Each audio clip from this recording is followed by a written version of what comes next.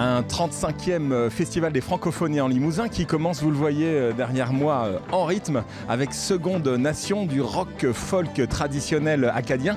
Festival marqué demain par la visite de la ministre de la Culture, Françoise Nyssen, qui devrait annoncer les principales orientations culturelles en matière de francophonie. Festival de danse, festival de musique, mais aussi de théâtre avec un focus sur le Québec, notamment la fureur de ce que je pense.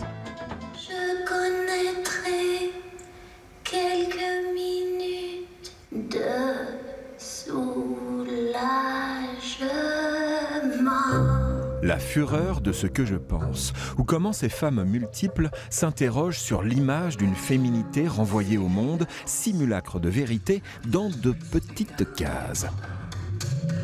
L'appartement, dans le fond, qui peut nous ramener proche d'un red light aussi, donc de ces femmes exposées, de ces femmes mises en boîte en quelque sorte, de ces femmes obligées à être constamment regardées, mais qui n'ont aucun lien les unes avec les autres. Femme objet, femme mère, rapport à la mort, 6 comédiennes, une danseuse et une multitude de voix pour illustrer la fureur de ce que je pense, adaptation de texte de l'auteure québécoise Nelly Arcan.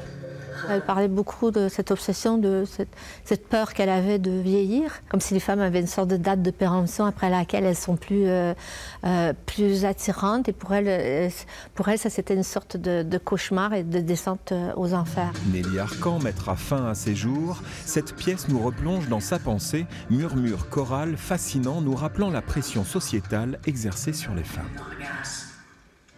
Les francophonies, eh bien, ce sont aussi des expositions, notamment Just Kids. 82 élèves des collèges Anatole France et Firmin Rose de Limoges ont suivi pendant 3 ans eh bien, le festival pour se familiariser aux pratiques théâtrales.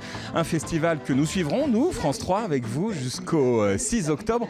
Et pour mémoire, rappelons que ce festival, eh bien, c'est le dernier de l'actuelle directrice, Marie-Agnès Sevestre.